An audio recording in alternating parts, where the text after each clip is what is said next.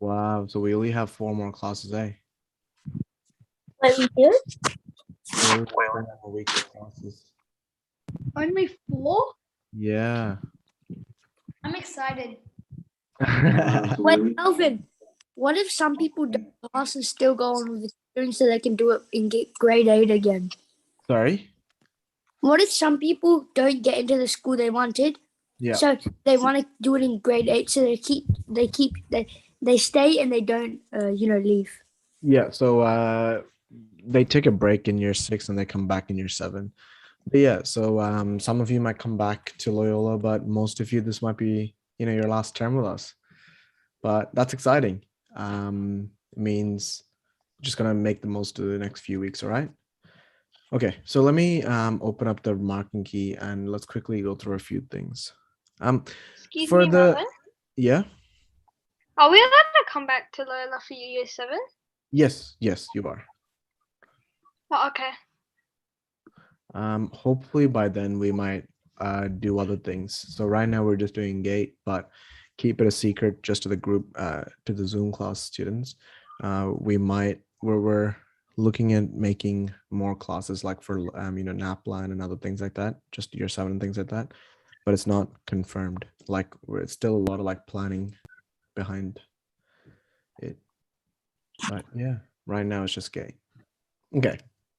So for the new kids and old kids, this is something that I want to go through because as in writing in general, I want to go through. I was looking at the average scores that a lot of you have been, well, essentially the average scores for the whole mock exams. And most students are getting 50% or below, right? So I want to talk about, should we give, so I want to talk about the marking key and, why we mark a certain way and also how you can, based on the marking key, how you can improve your writing. All right. There you go. So yeah, hopefully you guys can all see this, right? Yeah. Yeah. Perfect. So Yes. essentially, all of you will get a copy of this. Now we have a few other marking keys. So we have a persuasive marking key and a poetry marking key. And we have one just for like information text or just like a generic marking key. But by far 95% of you are essentially writing narratives. So I want to focus on narratives and the narrative marking key itself. There's a few people with their hands up. Could you send your questions in the chat? So I'll try answer it later. But for now, I'll continue with this. Okay, so with the narrative, with the marking key itself, right? I want to talk about why we mark a certain way and where that rationale is, right? So have I shown you guys before the PowerPoint presentation that Gate shows all parents when they first sign up? Yes. Yeah. Yeah, I have it. My dad showed me 1,000 times. I don't think I've seen it. I've seen it. Okay. I don't think so. I don't think I've So seen it. I'll quickly You show it to us. I'll quickly share it again. I know that I've shared it before. I'll quickly show it to you guys again so you can get an idea. So this PowerPoint is made by the education department, and it talks about all the different information that they share with parents when you guys first sign up. And when you get to the writing section, you can see that it says students are presented with a stimulus and instructed to write a well-organized, creative, interesting, and original piece of writing. Now, if you look at this, they've underlined the words creative and original. But if you go to, for example, reading comprehension, right? When they're explaining reading comprehension, there's no underlined here, right? Or let's take a look at maths or quantitative reasoning. Nothing underlined here, right? Let's take a look at abstract reasoning. Nothing underlined here. So when they underline in writing the words creative and original, it's a conscious decision made by them to tell you guys that writing, when they're marking it, what they're looking for is very specifically your creativity and your originality. But they're also, the other adjectives they're using is interesting and well organized. All right. Then they say that there is no restriction on genre or style. So for example, they won't test you by saying, hey, write a persuasive on this, or hey, write a story on this. There's no restriction on what you can write on. You can write a story, you can write, you can write a news article, you can write a blog post, you can write anything you want. There's no restriction. And finally, it also says that they're marked differently from NAPLAN. Right. Now, this is really important as well, because if you don't know what NAPLAN is used for, NAPLAN is a test specifically looking for your technical abilities in English. Does anyone know what a technical ability is? Yes, I know, Melvin. Yes. What's yeah, go for it, Garrick. A technical like writing is like basically spelling, grammar, punctuation, those stuff. Yeah.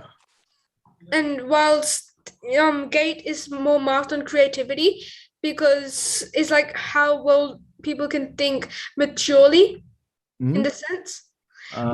It's just like basically schoolwork, like school marked. Yeah, I'll show you an example. So let's take a look at this. One sec, let me find a good example.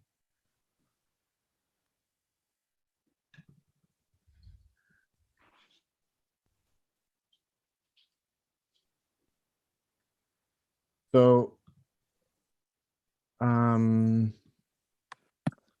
I'm trying to find something good to share.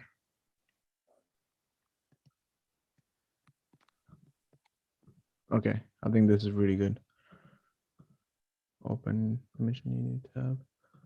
Okay, so NAPLAN writing, if you were to compare it, it's like this Renaissance painting, right? This painting is really impressive when you look at it, right? The amount of skill that requires for you to like be so specific to draw each individual person and face, to draw like curve all of these paintings, use the perfect colors to make it look really realistic, right? It takes a lot of skill. Or for example, when you look at these ancient sculptures, if you look at this sculpture, right? This is literally that one. Yeah. So this literally used to be a big block of rock. It was literally a rock. The amount of skill that you have to, cut rock to make it look like it's flowing like a dress, it's incredible technical work, right? Then there's modern art, right? So for example, when you look at something, banana, this thing, right? This literally has zero technical skill. You literally take a banana and tape it up onto a whiteboard. But I think this banana sold for $120,000, right? So essentially, that's a very easy example to compare it. Gate writing, gate writing is not looking for how strong your English ability is. What they're looking for is your creativity, right? Or I'll show you another example. There's this very famous painter called Banksy, right? Now, Banksy makes a lot of these really cool paintings that, have really cool ideas. For example, this guy is throwing, but he's actually throwing flowers. Or there's this bunch of flowers and it looks like this kid is throwing at it. Or, he saw this big rubbish truck and then he drew a seagull on it. These paintings, for example, they don't require a lot of the same amount of technical ability as this, right? This is a lot of technical ability. This, not so much technical ability, but this is equally as valuable. Similarly, NAPLAN is looking for your technical ability in English to see how well you can use, for example, spelling, grammar, punctuation, follow the rules of English. While Gate wants that there, it is important that you know how to spell the word, I don't know, dog, but what they're more interested about is the ideas behind it. Like for example, this sculpture, cool, it's a very technical piece of art, but it's not very creative in the sense that, as in, I'm trying to simplify it, right? If any of you are art critics, don't come at me. But what I'm trying to say is this painter literally took a scene from the Bible and made it into a marble piece, right? It wasn't that much creative thought behind it. But this guy, for example, it, how do I say, he conveys a lot of messages and makes you think about things using the painting that he does, right? Like it required him to think outside of the box when he made these things. So that's exactly what Gate's looking for. They're not looking for the best English student. They're looking for the people who can think outside of the box. So that's why when you come to our marking key, we have 30 out of 50 marks, or 60% for creativity, right?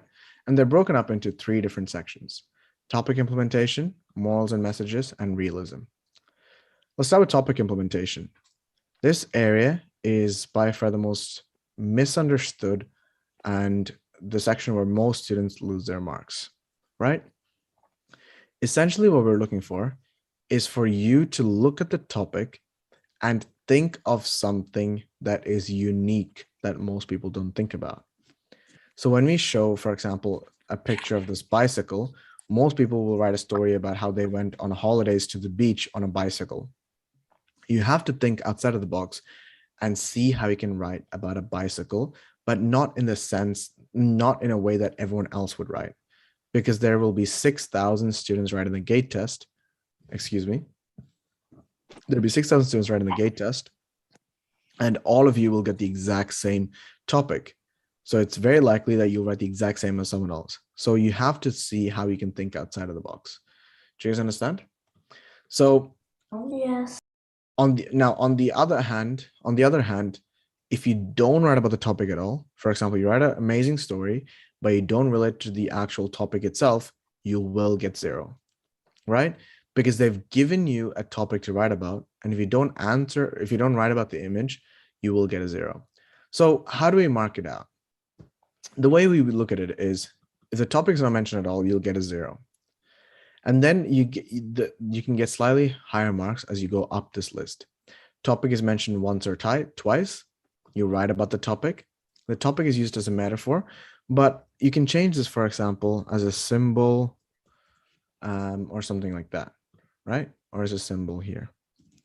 So let's go back to this image of a bicycle. What does a bicycle represent? So put your hands up, or you can send in the chat.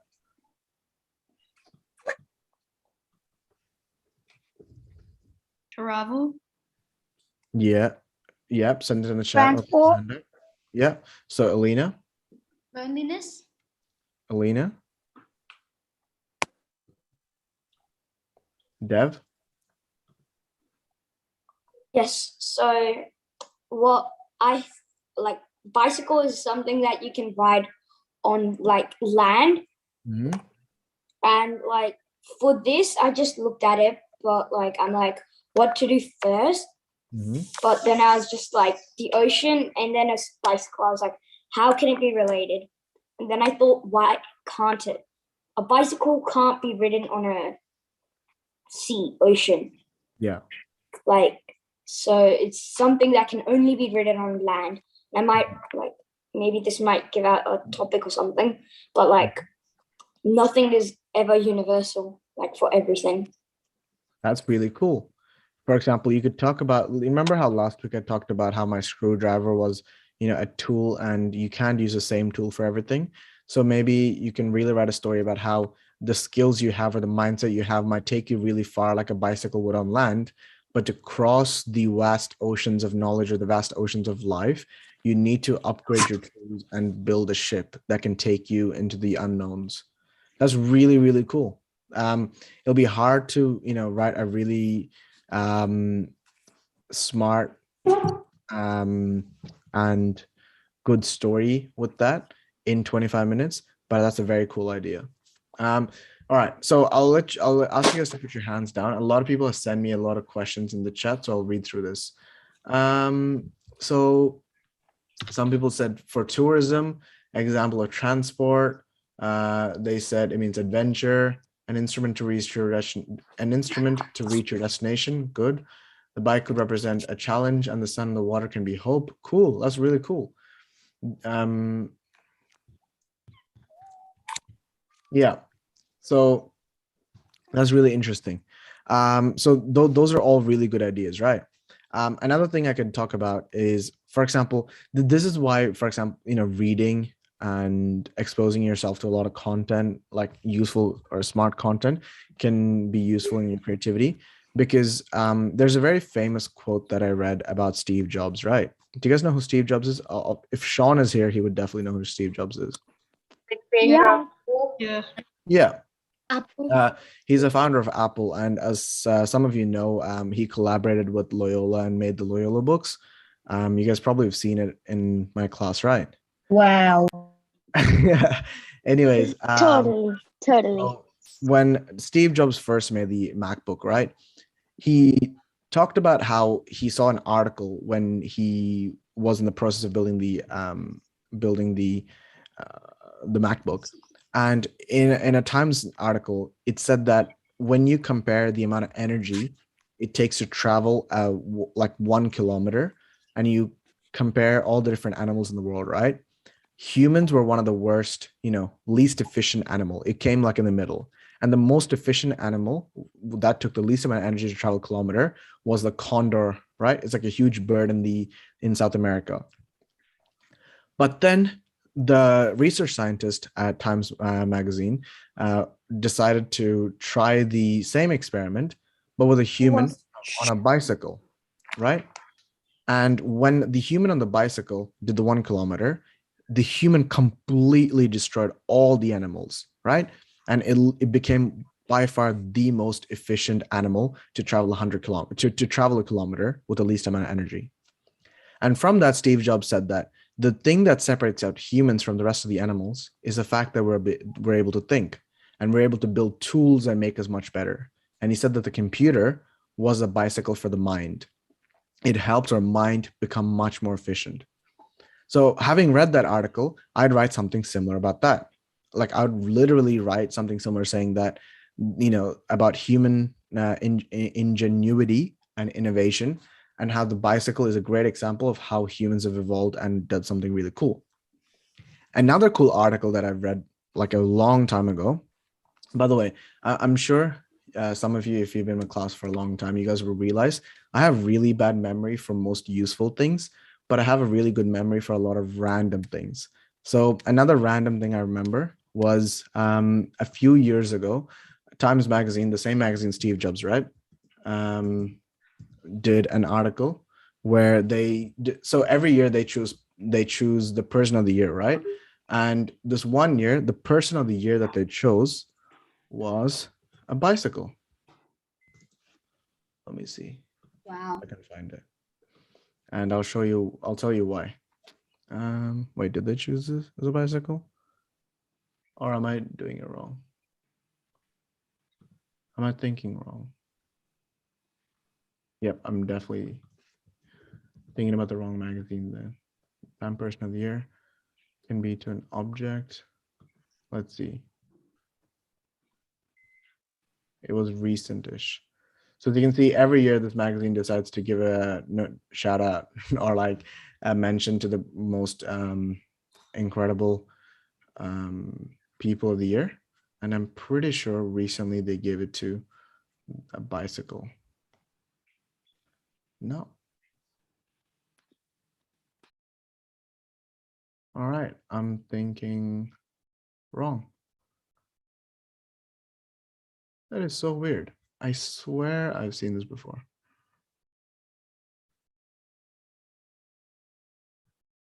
Cycle chosen as person of the year. Let's see. Cycle.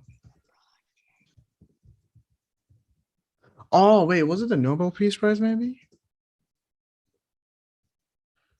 Prize for Cycle.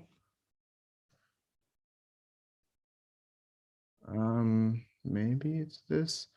I don't know. I'll see if I can find it somewhere, right? But Nobel Peace Prize. Peace Prize for bicycle. Oh, there you go. I think maybe this was it. I don't know where I read it, but essentially the article I read ages ago, 2016. So I think I was in year 10 back then.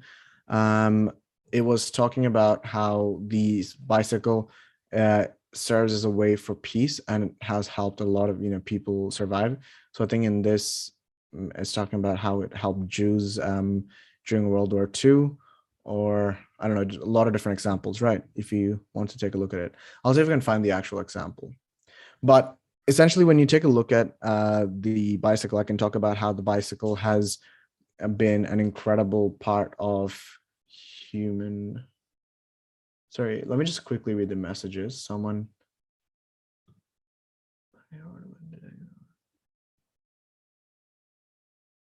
All right, I can't find this message, but anyways, yeah. So you can talk about bicycle like that, right? Do you have any questions about what I've said so far? Melvin, Yeah. would a bicycle like symbolize hope and progress? Explain, like make that connection for me. Like, you know how we were talking about what it could symbolize? Yeah, but Like, could it I want symbolize- you. Yeah, but I want you to explain that connection for me. Because progress, like you're riding a bicycle, you're learning maybe, and Yeah. hope, like you have a hope to ride the bicycle. No, like I don't know how to explain it. Destination. You have a hope to reach your destination. Yeah, exactly. Yeah, that's good. So that was really good, Kanchi, and that's exactly what we need to make sure you do in your writing as well.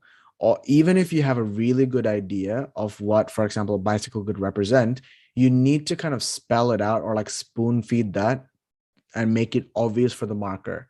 So when you say that the bicycle represents hope and what's the other thing?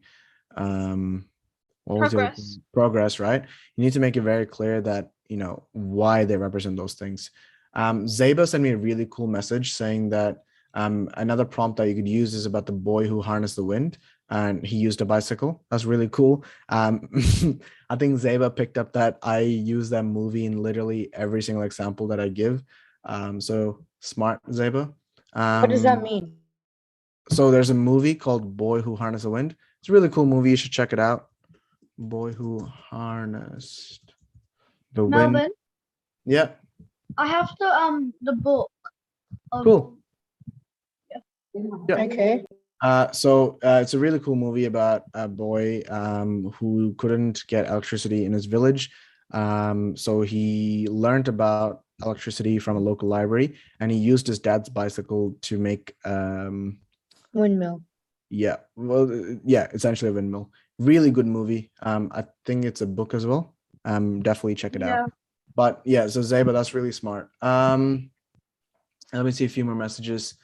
Aditya said, is it because it doesn't produce pollution? Yeah, that's really good as well. You can talk about how bike is a good alternative. It's good for the body, makes you fit, but also good for the planet. Abir said the bike can represent your brain and the water can represent the vast variety of education. Yeah, it can. Sorry, Melvin. Could you sorry, wait. I Sorry. don't answer questions if you unmute and ask, just because it wouldn't make sense if everyone did that. Let me see, what other messages did I get? The bike could represent balance and one thing supporting the other. That's really, really cool, right? For example, to ride a bicycle, you got to pedal with two legs, right? You can't ride bicycle with only pedaling with one leg. You have to use both legs. So you can talk about balance. You can talk about how opposites need to work together, teamwork, things like that. Yes, no? You had your hand up? Last week Maria said not to tell them the moral of the story because they Yeah. want to figure it out themselves. I agree. I 100% agree, right? So in this section, morals, right? If it's a very simple moral where you just literally just say, the moral of the story is that we should love one another and sharing is caring and blah, blah, blah, blah, blah, right? That's very basic. But if you have a really for example, if you just say a bicycle is progress, it's very hard to make that connection. You have to be unless you're a really good writer, and you can do that in 25 minutes, it'd be tough. But if you spell it out, you might get slightly lower marks, but it's better than the marker being like, what? How does a bicycle mean progress? You have to be a bit more clear. Do you understand? Yeah, thanks. Yanuk, you had your hand up? Can you write like in personification of the bicycle? Explain. Like like say the bicycle is like you and say like I'm the bicycle. Could you elaborate on that for me? Maybe like I think he's saying you should do it in a bicycle's perspective. Scared me. yeah, a bicycle's perspective.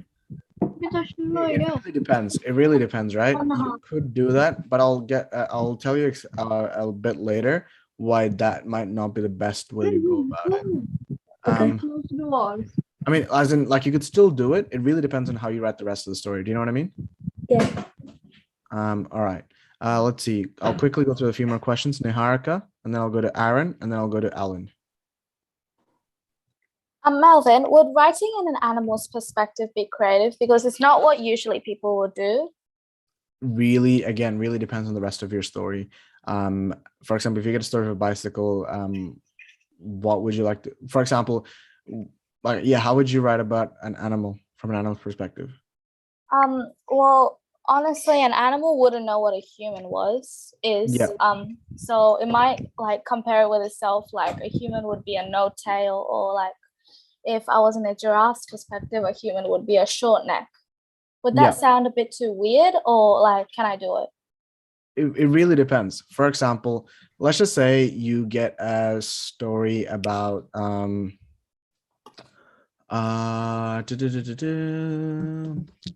what's been the topics that you had so far this term? Really weird ones, but like, so you had the chain breaking into boats, right? birds, yeah. Oh, oops. Oh my gosh. I did not say that. Oh my gosh. Oops. Oh, well done, Melvin. Yeah. Thanks a lot. What was the other topics? Good. Sorry. Had one with the What's the mountains, like mountain? an escalator and a mountain. 1 second, please. There was one business one. Niharika, could you answer the question, please? We had one for mock exam 3. It was the mountain, like the one with and then 2 people climbing it. Yeah. What else do we have? The other side would be the elevator, and then on the top would be what other topics did we have? The other topic we had was like dare to be different, the lamps. Dare to be different, and then? Then we had there's this the doors. One with doors. Yeah. Oh, okay. Yeah. Wait, you know the dare to be different one? What was the image in that? It was the lamps. There were Like the 4 lamps and then the one. One. Yeah. Perfect. So, all right. Maybe for example, in the dare to be different one, right, Niharika? Yeah. You can. By the way, I'm just answering your question to see how we could use your idea. I'm not saying this is exactly what you should do. Do you know what I mean? Yes. But I'm saying what I'm trying to explain is, for example, the reason writing is an art is because you can do anything you want. It really depends on how you present it, right? Like if you guys have seen MasterChef, my mom and my sister loves that show. They always watch it. You see these people who get really random ingredients and they make very, very unique things, and it really works out. It just depends on how you make it, right? Yeah. So to answer your question on how you can use the animal's perspective and get pretty good marks, in my opinion, is let's just say you got the topic dare to be different, and you write a story about, you start the story off with a little turtle. Right, Yeah. A turtle was born in Coral Bay, Ningaloo Reef in Western Australia, and you write a story about how the turtle used to swim in the beautiful blue oceans of Ningaloo Reef, and it used to swim with his coral friends through the ocean. And then suddenly one day there was this little weird white fish-looking thing that was floating around, and one of his friends ate it and choked. And then slowly and slowly, there was more and more fish, and slowly a lot of his family, like families and friends, were dying off. And then he noticed that the sea itself was getting warmer and warmer, and it was getting very, very hot. And he saw that his coral friends were dying off. And as he swam up to the beach, he saw these strange creatures with two legs walking around and, throwing more of these white stuff onto the floor, or, putting and have these big machines that were pumping out this black smoke, right? Yeah. And eventually one day, as a turtle was swimming, it saw this plastic, and as it was trying to swim away from it, the plastic went around it, and this turtle died. And at the very end, you could write a short paragraph saying, "Dear Mr. Prime Minister, this is the story of many turtles in our beaches and oceans in Australia. If you'd like to make a change, be different. Vote to end the use of plastic." So do you see how that's really, really cool? Where you Yeah, talk that's about, really good. yeah, you talk about the perspective from the perspective of an animal, but it was used to create, evoke emotions in the reader. Yeah. And you still talk about the topic as well. So that's an example of how you can do it. But I'm not saying that everyone should write a story from the perspective of an animal. Do you understand? Yeah, but once I did the animals perspective thing for one of our mock exams. Yeah. I don't know which one, but I just did it for one of our mock exams, and I got really low marks. Yeah. Then when I showed the same story to someone who experienced gait, I got like really high marks. Are they like a gate marker, or they just did gate? Like someone who experienced gait, like someone who did gait. Okay. Yeah. So it's like, Niharika, how do I say it? For example, I know how to drive a car, right? But I can't take my sister on a driving test and teach her how to pass the driving test, right? So it really depends on from what they know about like marking itself. So it doesn't matter if they've done the gait test and they got into person mode, right? They might not have the experience or know what they're marking for. Do you know what I mean? Yeah. So that's why there might be a huge difference in your marking. And the same goes for example, as I mentioned. Vocabulary 6 marks. Main marks. Okay, thank you. And the same goes for example, as I mentioned about NAPLAN and things like that. For example, you could do really well in NAPLAN and not do well in GATE purely because it's marked differently from NAPLAN. Oh, okay. Yeah. So there's a lot more people with their hands up. I have to move on. Could you guys send your questions in the chat, and then I'll try to answer it later. Okay. So now I hope a lot of you really understand what we're talking about in topic implementation, right? You take the topic and you think about how you can present it in a unique way or a unique fashion, right? Now, to get the top mark, you don't always have to use a topic as a metaphor or symbol, right? You can use a topic as a literal image. So in our, let me think, in an example and that I did before in one of my stories, I talked about phone booth. I'm not sure if most of you know, I think a lot of you know about the phone booth story, but not everyone does. But in that story, for example, the phone booth is a literal image of a phone booth. You didn't write about what this phone booth could represent. What we're trying to say is to kind of like essentially capture this whole section. What you have to think about in your mind is, how can you use this topic in a unique way that not everybody will write about? So for example, when you see a bicycle, don't write about a literal bicycle, right? Think about what a bicycle could represent, or think about a different way you could write about bicycle. Or in the story that I just said about be different, don't write about lamps, right? Don't make the whole story about just being different straight away. You can talk about this, story about this little turtle, and then you can talk about the actual topic itself. Moving on to the next section, morals and messages. Now, the reason this part also has a very high scores, guys, as I mentioned, if you have questions, could you please send it in the chat? I'll try answer it as I can. It's just that I want to move on to the next few questions. So if you have your hand up, thanks. All right. So as I mentioned, yeah, so another reason why this section is really important is because when you think about some of the best movies you watched or the best books you watched, they always have a message or a moral that they teach you, right? Yeah, so they always have a message or a moral that they want to teach you, right? So when you think about what makes a really good story, unique, like Harry Potter, or I don't know, maybe the Marvel series. Now they're not pieces of literature, but they're really popular, and the reason is they teach you morals and messages and values on how to be a better human being, right? I'm exaggerating to an extent. Obviously, you shouldn't look at Iron Man and think he's the best person in the world, but you learn from the mistakes of Iron Man, right? So when you write stories, the messages and morals you present in your story are representations of you as a person or a writer, right? If you write a simple story about 4 bears with love hearts on their chest and they solve problems by saying, we care, and they hold hands and shoot magical powers, and I don't know. You guys know Care Bears, right? No. But Yeah. what You guys don't know Care Bears? No. Yes. Yeah. Okay. about Care Bears? No. Nor. All right, cool. I don't need the spam. But the Care Bears was a very popular cartoon when I was growing up. These guys. So they would they would fight problems by shooting love or something from their stomach. So they would, really funny cartoon.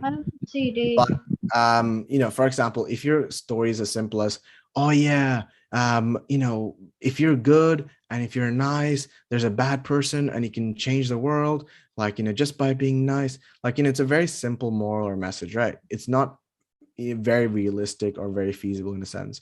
And it's a bit basic. So think about how you can present a bit more of a mature message, or even like a simple moral is being presented, right? So for example, even let's take talking about the message that I keep talking about, sharing is caring. Instead of writing a story and at the very bottom saying sharing is caring, you can maybe write a story about how these 2 kids, after war, they were separated from their family and they were living in a refugee camp. And because they're living in a refugee camp, they didn't have many things. And one day there was a donation to all the kids in the camp.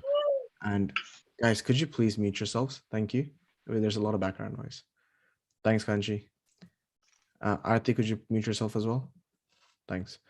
All right. So there's a donation to the camp, and these 2 boys, the very last present was given out, and this one boy missed out. And these 2 boys, for example, all these kids, they've never seen toys in their life, and they don't have anything. They're, from a war-torn country, and he really doesn't have to share, but he decides that, I want to share with my friend. So he takes his teddy bear and gives to him, and together they play the game, and they have way more fun than all the other kids who decided not to share. So that's a very simple message, about sharing is caring, but you see how that's presented in a mature way. Do you guys get that? Yes. Yes. For example, Yes.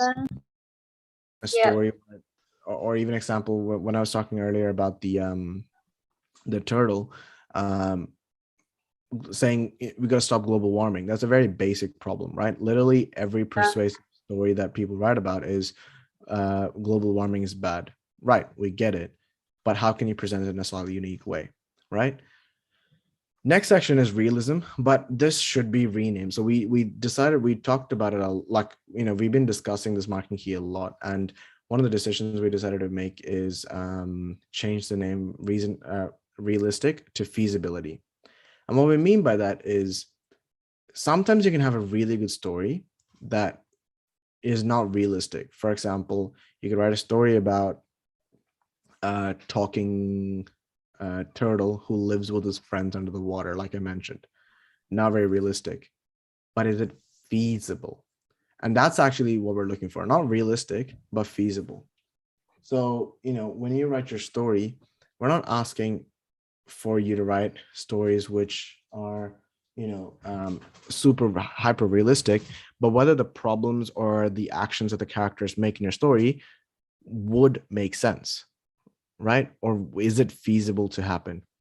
Now the reason we do that is because when you read a story, even a story like Harry Potter or the Marvel series. Someone asked me, why do I keep bringing up the Marvel series? The main reason is it's just one of the most popular series that everyone might know. So I'm just trying to relate with the most amount of people. But when you look at stories like Marvel or Harry Potter, they're not very realistic. But imagine if every time a new villain came to the Marvel series, Iron Man just decides to create this, just asks Jarvis to create a super suit, and it literally just makes it for him, and automatically he wins the battle. It's not very feasible. As readers, we're not interested in that. We want to see something more realistic. So in Iron Man, or when you look at the different Marvel movies, you see Iron Man making suits. Yes, he does that. But his suits are not perfect. He doesn't win because of the suit. He wins because of things like teamwork and innovation and, what else? Cool adjectives. Sharing, caring, all those sort of things, right? Even in a lot of the movies, the villain is way stronger than Iron Man. But because he's able to use a lot of his, intellect and his teamwork and things like that, he's able to win the battle because he's using all these other things. So that's more feasible for us as readers. Do you guys understand? Yep. Yes. Please Yes. go to the next few things and I'll answer all the chat questions that you guys have sent me. So structure, essentially make sure you have good paragraphs, make sure you have variation in your sentences. So don't write run-on sentences, but also don't write, few words. With your narrative structure, make sure you have an introduction, rising action, climax, falling action, resolution. When you're doing your planning at the beginning, this is a really good way to plan out your story so that you know exactly what's happens in your story. So for example, you don't end up with 5 minutes and you're still in rising action and you have to rush the next few things, right? A lot of times, a lot of you get 2, 2, and then it's 1, 0, 0 because you rush through it. And finally, this is pretty straightforward. English conventions, punctuation, grammar, spelling, vocabulary. And we've never really given 2 out of 2 in vocabulary. Only very few people have gotten it. It just means that you have to use much more diverse vocabulary. See, even I'm struggling there to find the words. All right, so that's essentially all the narrative marking key. Keep that in mind as you go through your writing in the next few mock exams or 2 mock exams, and also your final gate exam. Now, I'll quickly go, there's a few people with their hands up. Could you send it in the chat? And I'll quickly go through all the questions that I've gotten so far in the chat. All right, so let's see. Are we doing writing? Yes, we are doing writing. Can we check on maths? Question 2 in maths can be from mock exam 4. Melvin, you sound extremely tired, like you woke up from hibernating. Yeah, I just went to the gym literally before this class. Came back, took a shower, and I sat down. That's why I thought you went to I thought I saw you at like the 25th anniversary thing. I was there, so I went to that party, talked to all my friends, and then I went to the gym straight after. Then I came back, took a shower, and started the class. Oh, okay. Gender ability 26, max question 11. Should we give mock results now? Nope, that's okay. We'll collect it next week. I might come back in year 7, so you might see me again. Cool. Hopefully you don't come back. That's a good thing, right? Hopefully you guys do really well in the first time round. Can we see? That's the thing about Loyola. We don't want you to come back, so we want you to get it right the first time, so we don't have to see you again. That's a good thing, because I don't like any of you guys, and you guys don't like any of you guys like me, right? All of you hate me as well. So that's not true. No, That's not true at all. Here's Oh, my favorite teacher. Aw, thank you. No, that's so true. That's Melvin. We might be pretending to not like you, but like we probably might. It's True, Melvin. Melvin. But yeah, here's the motivation for the kids. The kids who. Very true. Melvin, it's true. Awesome. Awesome. Yeah. Melvin, Yeah. Wait. Yeah. can you zoom out so we can take a screenshot of this? Can we? Sorry. What? Can you zoom out so we can take a screenshot? Wait, but you get one of these every week, Shri. When you do your mock exam, you get one of these. Melvin, someone's drawing on the screen. That's okay. All right, moving on. There's no restriction. Why can't we write about unrealistic topic? As in, there's no restriction on, for example, the style you use. You could use poetry or whatever, right? But they still, I mean, what I was talking about again about realistic was whether it's feasible, and an unfeasible story is not interesting to read. That's why. What time should we be there at the masterclass? So we open so again, just a shout out for the masterclass. I highly, highly recommend you guys coming. Like, I highly recommend you coming. If there's any reason, for example, that you can't come, let's just say the reason you can't come is because the fees are too expensive, talk to me and we will see how we can make it more affordable for you. So like, we can even let you come to the event for free. But I would highly recommend everyone to come. Like, it'd be a really, really useful event. And when is it? It's on March 6th. March 6th. All right. What does it mean by use the topic as a metaphor? Okay, yeah. So everyone with the question, could you please send it in the chat? Just because I'm going to the chat right now, question by question. So just send it in the chat. What does it mean by use the topic as a metaphor? Yep, we've gone through that. Do you know when the year 8 gate is happening? I think your parents will get an email. I'm not sure. Is there any restriction? Yeah, I'll answer that. When should be the masterclass? So when should you get there? About 3:45-ish. Can you send me a link of the presentation? You know what? I'll send it to everyone right now as well. Let me find the copy of the thing. All right, everyone on the meeting. Okay. Can you give us an example? I don't know about what's that about. Can you give me, please email me or WhatsApp the gate slideshow? Yep, I'll send that. Is because of COVID, isn't gate likely to be postponed? Not sure. Would writing in, yep, went through that.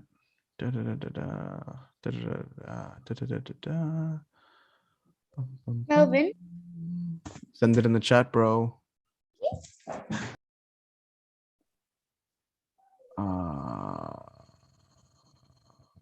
Let's see. Oh, there's so many random messages. Guys, I want one more. I can hear.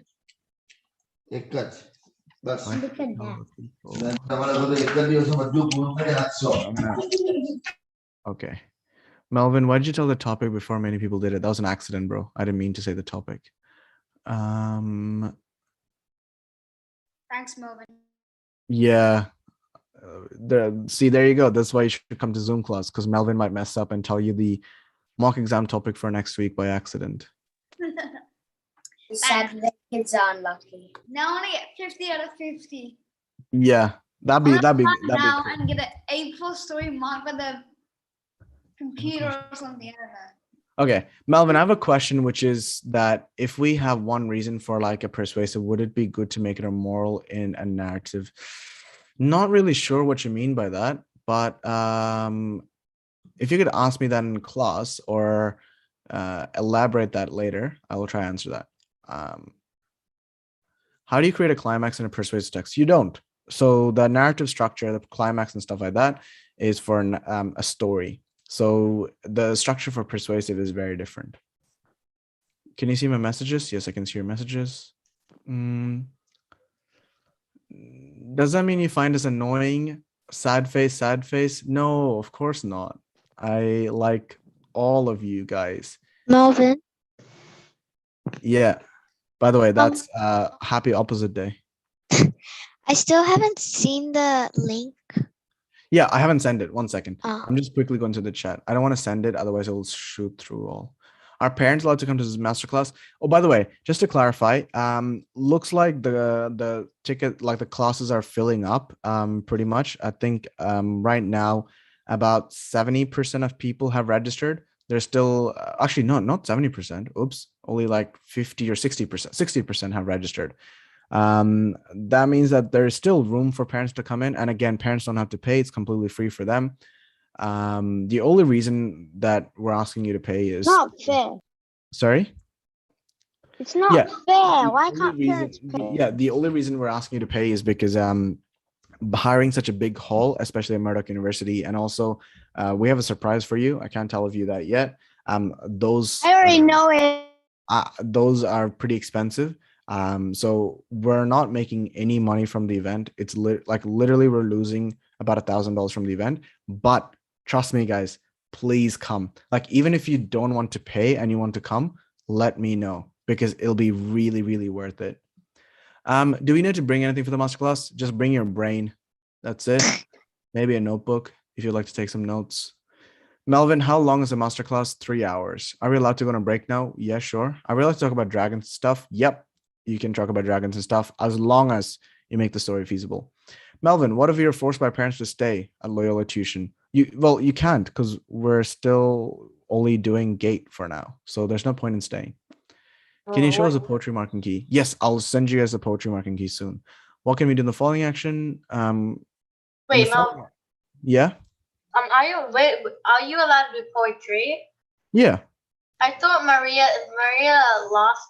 I'm not sure if it was last week, but I was watching the YouTube videos again, and she said it was best if we don't do poetry and we stick to writing stories and doing persuasive and not doing anything else. That's right. So it's for example, it's best if you drive with a seatbelt on, right? Like, you can technically drive without a seatbelt, but it's best if you drive with a seatbelt on. Similarly, you can write a story, like you can write a poem. It's going to be very hard to write a good poem in 25 minutes, especially when you're like in year 5. Like, even in, I don't know, 3rd year of uni and studying an English-based subject like law, I can't write a poem. I'm terrible at writing poems, right? My poems are roses are red, violets are blue. I like Froyo, Loyola is coolio. I don't know. But what I'm trying to say is poems are really hard. So it's best if you stick with stories and persuasive text, because that's what you have most exposure to. If you have a good moral, if we have a good moral, what is a quick moral? If you don't have a good moral, what is a quick moral to write? Well, you got to think about a moral before you start writing. You can't make up a quick moral at the end. Thanks for the heads up for the writing. You're welcome. Is there particular seating arrangements? No, not specifically. What was it? Well, obviously the kids will be at the front and the parents can stay at the back, and go on their phones and look at WhatsApp or something, or Facebook. But the rest of the kids will. What I meant was does particular students have to pick particular choice? No. We are super democratic. Everyone can sit wherever they want. Thank you. You're not like a classroom, at least. Sorry? This is not a class. Yeah, I know it. Should I tell them how to make persuasive more creative? Parents do not need to pay. Yep, parents don't have to pay. It's free. Just show up. Melvin? But heads up, if the auditorium fills up and your parents still show up, they can't stay. So it's literally limited to, I think, the first 100 parents who show up. Is a surprise a Lamborghini? Bro, what?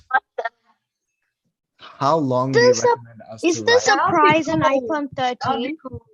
How do you? Yeah, so remember how I told you how Steve Jobs wanted me to help him out? So Steve Jobs, Will give us an iPhone 13. Yeah, he gives a shout out. So he decided to give every single Loyola student an iPhone 13 with a MacBook Pro and AirPods Pro. Yeah, bro. Oh my God. God, that's the best. Melvin? No. Steve Jobs is dead, guys. By the way, make sure, again, please send the questions in the chat. Tell us of the masterclass, the order of the masterclass. You can find it online. What if you're forced to stay? Please share the best stories for mock exam. I will. What are we doing in the masterclass? Blah, blah, blah, blah. All right, perfect. I've gone through everything. I'll send you the PowerPoint now, the link to the PowerPoint now. So everyone should get it now. There you go. All righty. Wait, Melvin. Yes. You missed my question. What was your question, sir?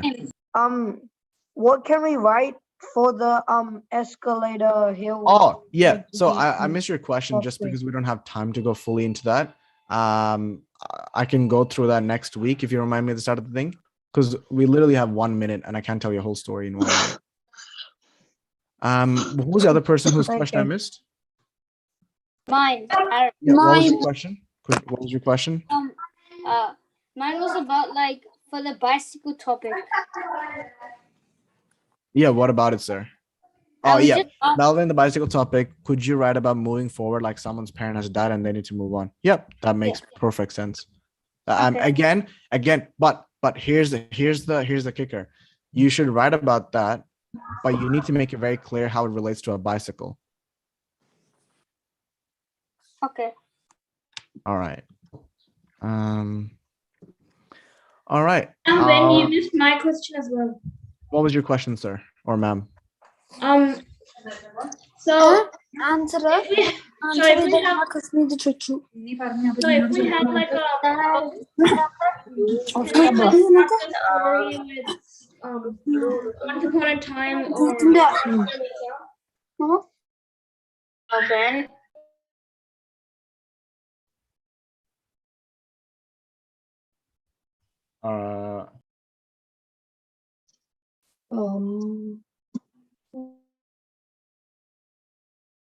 Okay. All right, guys. I really need to head off. I'm as you can hear, but someone's at my door just ringing like crazy. I'll pass it on to Maria, and I'll see you guys next week. Hi, Melvin. Bye-bye. Bye. Bye. Hi, Melvin. Screaming. Hello, Maria. You guys okay? we're all ever so. No, Maria, we're all dying. All right, guys, no screaming. That just should just be a rule, period, in any class, whether it's at the end or the beginning. We don't scream because it hurts people's ears. Wow, but I am very happy that you are all very excited. I hope everybody is doing very well today. And I did catch the end of Melvin's lesson, and I heard that I think it was Alina with the poetry. So pretty much the reason that I don't recommend kids for poetry is because they tend to write very literally. And one of the most important things about poetry is that every line can be interpreted by the marker. So every line is a metaphor, every line is some form of figurative language. And because not a lot of people are very I would say, knowledgeable with how to use figurative language to show emotions, to show maybe whatever your poem is about, really, then it's not going to get the marks it really deserves, which is why I don't recommend people for poetry unless you've been practicing for like at least 10 weeks ish. That would be the minimum to produce like a decent poem in 25 minutes, which is so weird. Can you imagine practicing 10 weeks on one thing for just to do it for like 25 minutes? Like that just like blows my mind to like an intense amount. Oh, also, it's Valentine's Day tomorrow, guys, which is why there are a bunch of hearts everywhere. If that wasn't already like pretty self-explanatory. Guys, don't call out. I will get back to you because there are a bunch of hands up and I don't want to skip the line. So I will zoom in on my cute little poem that I wrote all by my lonesome. Dion, iPhone, you have a question. I think I put that up by accidentally. Sorry. That's okay. If people have a question from the last class, I unfortunately am not good with maths or abstract reasoning. I will not be able to help you, but any English related questions, I think I can give it my best shot. So Archie, you're next. Sorry, it was an accident. That's okay. Siren, was it an accident or do you actually have a question for me? I actually have a question. It's about the masterclass. The masterclass. Oh. Since I'm doing GATE next year, do I need to go? Whoa, do you need to go? The question is, I want to go and I will go. No, it's not really a question. That's a statement. No, go. It's going to be great. Do you not want the surprise? You get like this iPhone 13. Guys, don't guess what the surprise is. You'll ruin it. But Sarah, look, even if you are sitting it next year, that doesn't matter. The more preparation you have, the better it will be for you in the long run. Starting early means doing everything earlier, being so knowledgeable that by the time you get to GATE next year, you're like, man, this is a breeze. So yes, I recommend that you do show up for the masterclass. Thank you. Okay, no problem. Nibana. Maria? Nibana, you're next.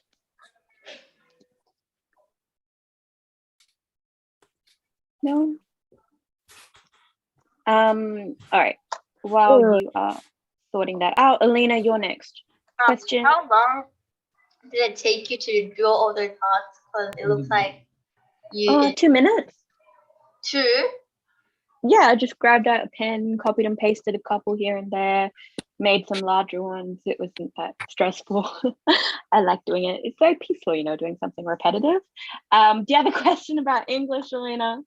No, I was just asking you that. Well, you know what? I still appreciate the question. Hannah, your turn. What's up? I have a statement. My best friend is making a profit out of Valentine's Day.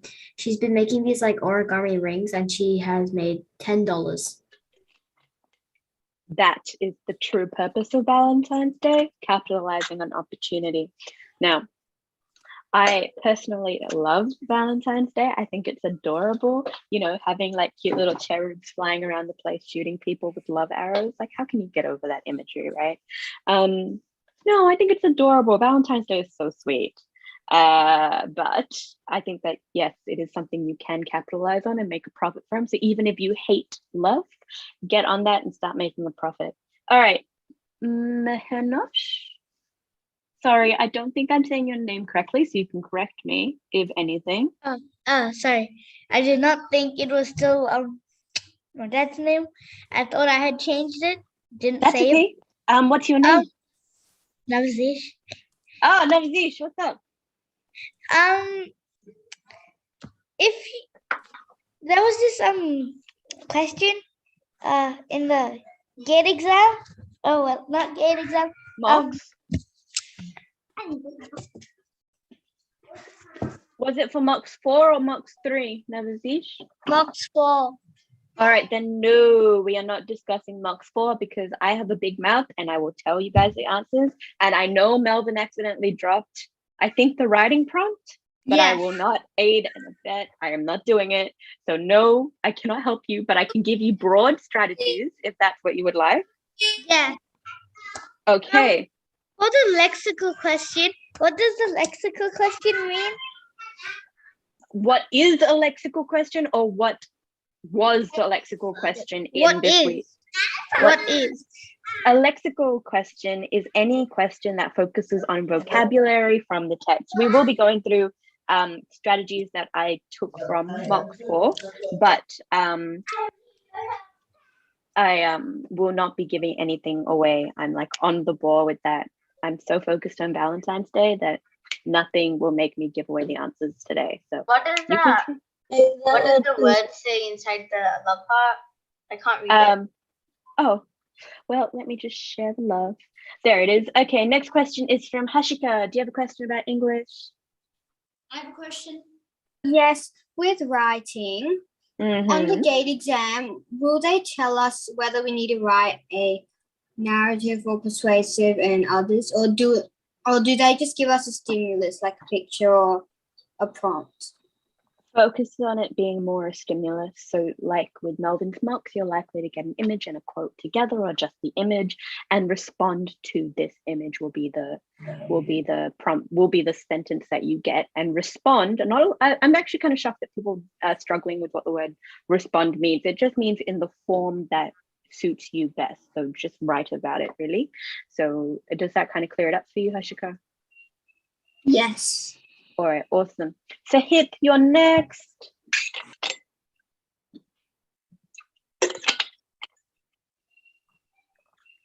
Sahith went missing. So Gayatri, you're next.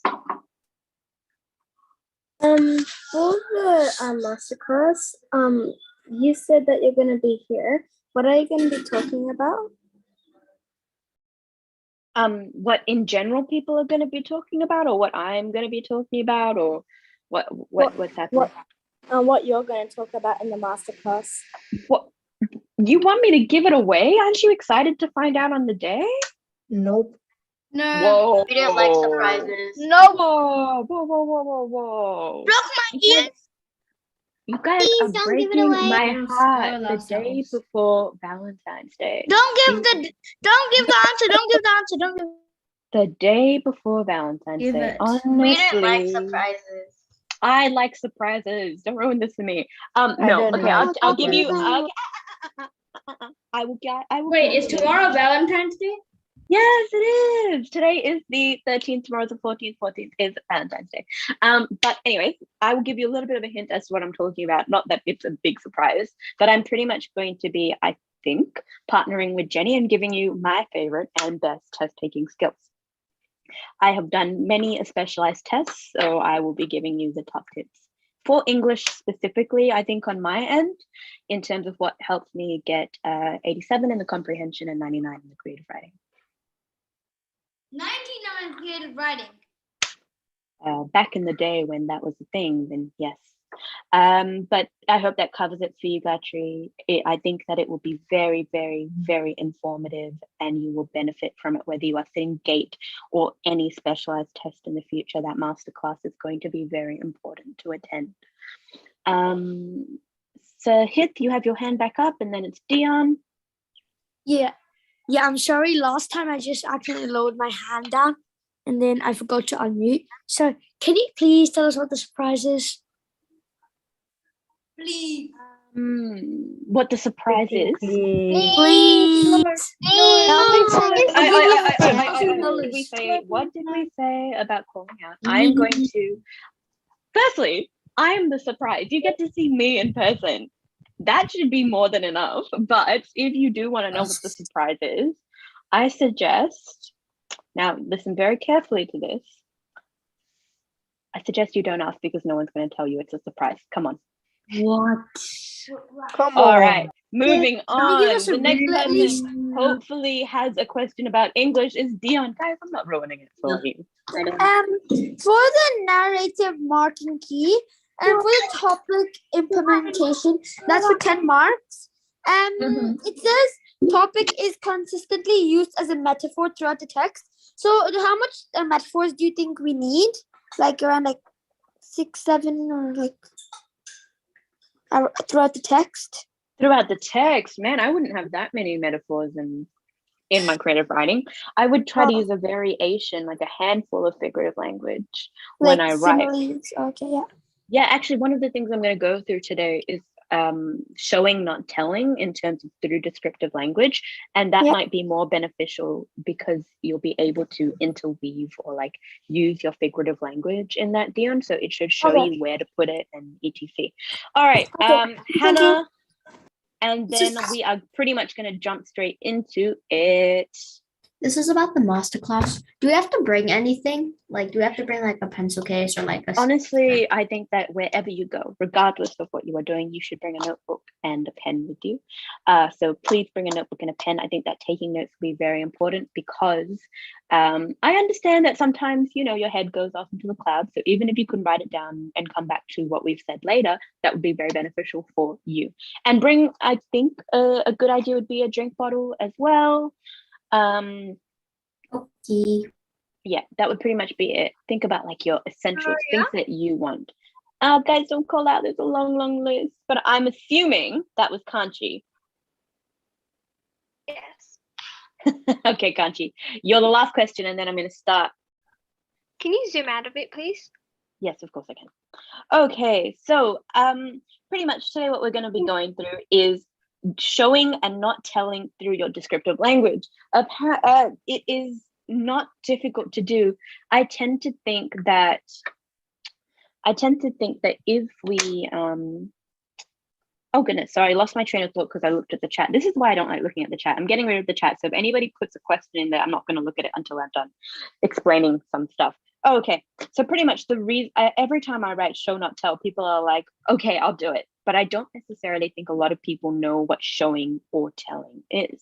Now, telling, it makes it very, very difficult for me to engage with your writing. I'm unable to connect because every sentence you write tells me everything I need to know.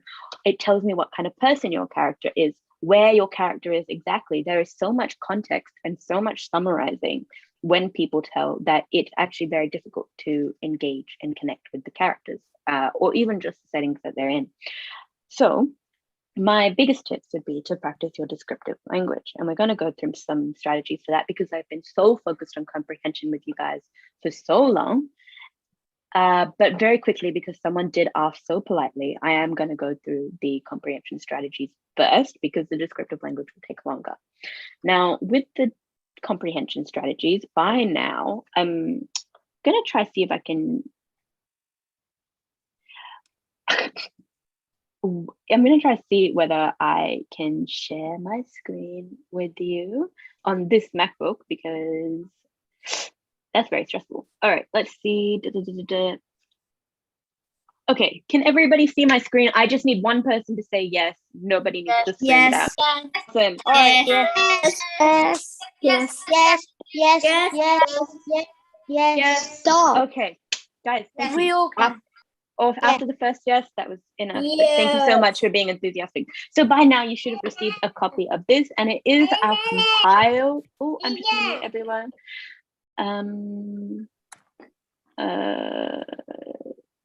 You know what? It's okay. It's all good. So by now you should have received a copy of this, and it pretty much has the comprehension strategies we've been going through. It hasn't been updated since the last lesson, but if you have questions on comprehension, I would like you to base it on these strategies, okay? The reason for this is because I do not want to keep reteaching the same strategies. I want you to practice them and then come to me when you feel like the strategy isn't working or with particular questions that the strategies don't necessarily cover, okay? Because I feel like in the last couple of weeks leading up to GATE, that is going to be more beneficial for you. So really give this. Oh, guys, can everyone make sure that they are muted? I will do it in a second. Pretty much give it a read. If you have any questions, come to me next week and ask me about them. All right, I'm going to stop sharing. And I'm going to reshare my iPad screen.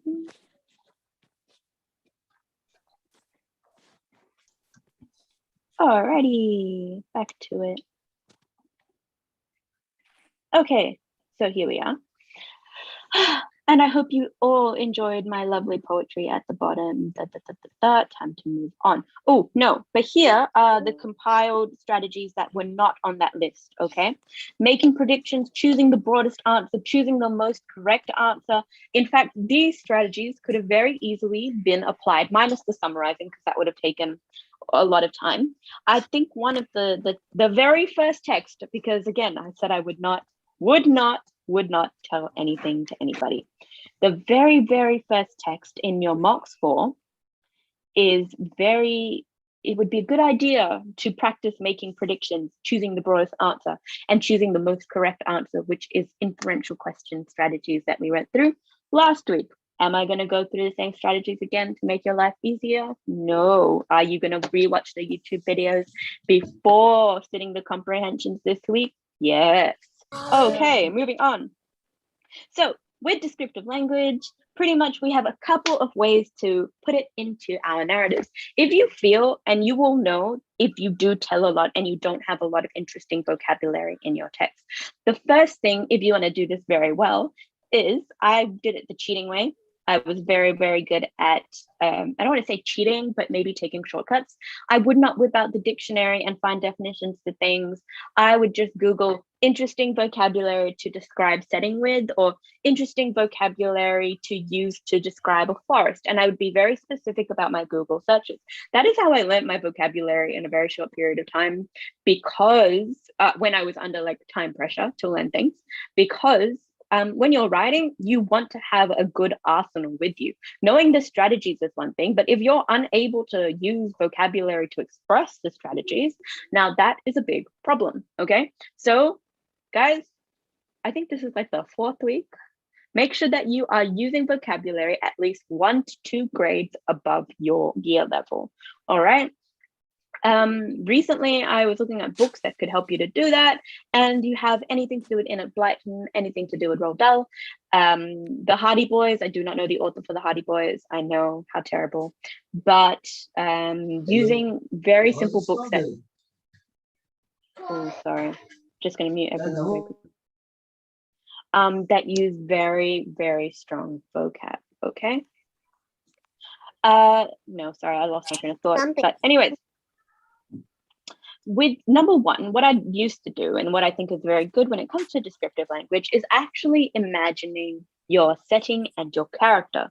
Okay, so whether you sit there, you close your eyes and you go, my character is a boy, he is wearing flannel and a white shirt with jeans and Converse, and on his Converse there are scuffs because he rides his bike to and from his grandma's house every day.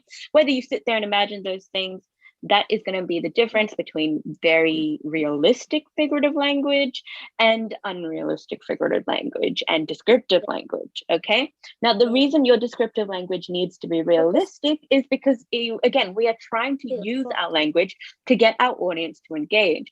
One more time, guys, please make sure that if you are not asking a question that is absolutely important, that you cannot hold your hand up for, you are on mute, okay? Okay, and next one is setting. I think I said at the very, very, very first ever Zoom lesson that I did with you guys, is that if my audience cannot picture themselves in their setting that I am creating on the page, then my narrative setting is unsuccessful, pretty much. I must be able to envision myself in your stories and envision myself in those settings for me to be like, wow, she's shown it instead of told me it. So always aim for those two things and use your imagination to do so. I don't know what you guys do in the car in the morning, but I would do it in the car. I would kind of sit there and I would pretend I was in a different world and think about what that world looked like, if I'm being honest. I would sit there and think of different characters, think of different settings and how I would describe it. Even now, when I walk into any room that I'm in, and I think you guys should practice it. It's kind of fun, but it's also a little bit like, oh, what's going on in her head? I will narrate what is happening in my head. I have an internal dialogue anyways. That's also a very good tip in terms of descriptive language, figuring how to describe very boring things that you see and making them interesting in the moment. That is a very quick exercise that you can do. Now, none of the strategies I am giving you today cannot be achieved in a short period of time. I've made sure to remove anything that is unachievable in the span of a month, pretty much. Okay, the next thing is use the 5 senses, all right? Now, when it comes to the 5 senses, we have touch, taste, sight, smell, and sound. Please enjoy these cute little diagrams that I've drawn for you in case you do not know your 5 senses. Now, this is one of the best ways to do show, not tell. I think that this has worked so many times. I always find a setting and I associate the 5 senses to that setting. Or in a particular situation my main character is in, I pick 2 or 3 of the 5 senses and I use them to bring that particular situation to life. Okay. All right, I think I'll take questions every 2, so that way we can cut down the list of people asking questions. Whoa. All right, Alina, you're right up the top for a question. Do you have anything you need to ask me, or is it an accident?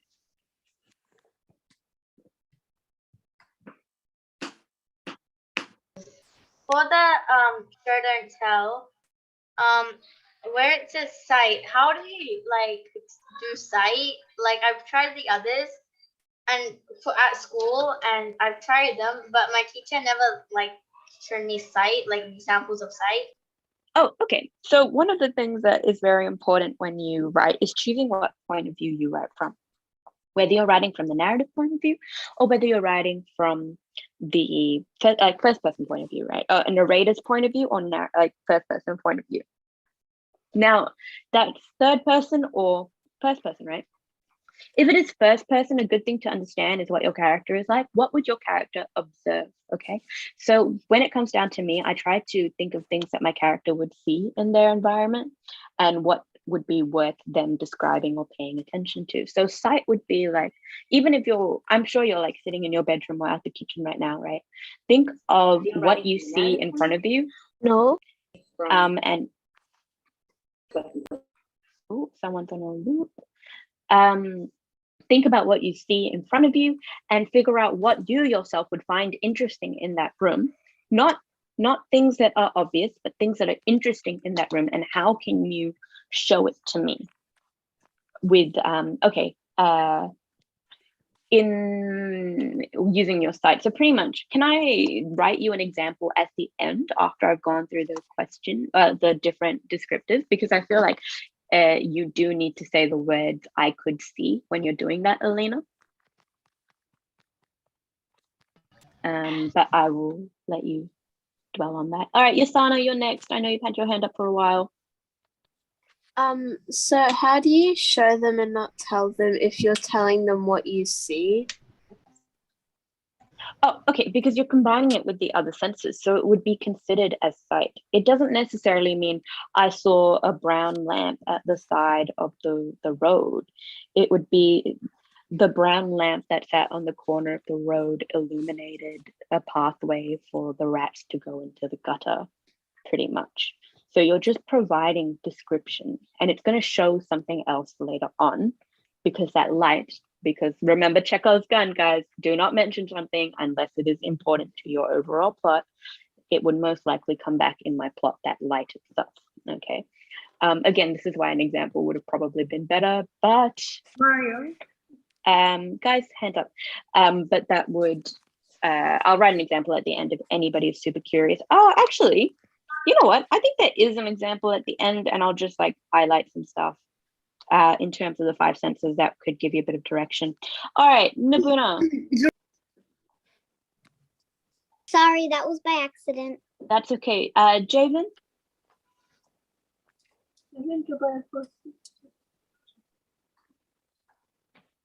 Javen?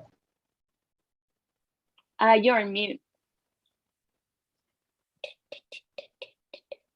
Ooh. Right, definitely can't hear you. Maybe if you try write your question in the chat, I'll take a look at it. Dev, you're next. While Javen is typing up his question, and then Javen. Okay, so my question is I think you might have heard it, but I asked Norman as well. I think you can maybe also add to it. But like, let's say the topic for the second one, I'm pretty sure everyone's done it.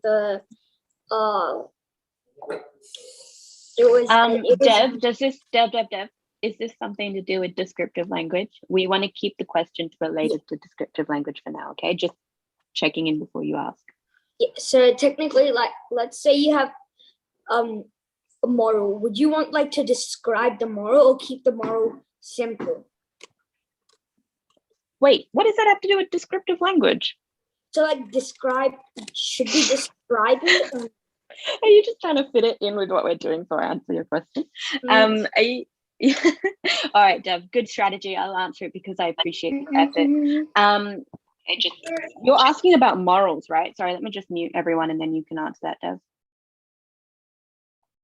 So like, do you want the whole story like be like we only include it at the end but we describe it in the middle, or do we just keep it there?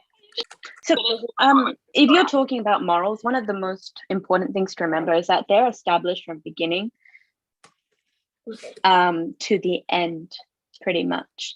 So morals don't just, you don't just whack them in at the end. They are established from the introduction and they work until the very end of the narrative. So would I describe it a little bit here and there? Absolutely. But it would never be what the moral is exactly, if that makes sense. One of the things that people asked me to do was write or find a practice narrative for you guys to kind of reflect on that I would think would be quite a decent quality. So what I'll do, Dev, is when I send Melvin that thing, I will put a moral into that narrative so you can see how it can be established from beginning to end, or I will highlight to you how you can put it in separate places so it's not like in every paragraph you try to implement it, if that makes sense. Yep, thank you. No problem. Also, somebody asked whether Melvin and I do the marking. Guys, your tutors mark your work. Like whoever your tutor is probably marks your work. I'm completely separate to that. I'm just here in the Sunday class. I don't get to mark anybody's work. Okay, moving on. Javen, your question would probably take a little bit of time for me to answer, so I'll do it at the end. Rehan, question.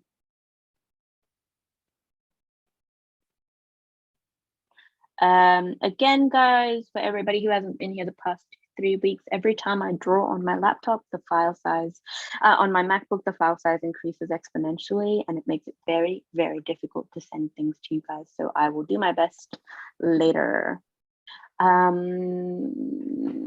Ritika, you're the last one, and then I'm going to go back to the strategies. I have 2 questions. All right, hit me.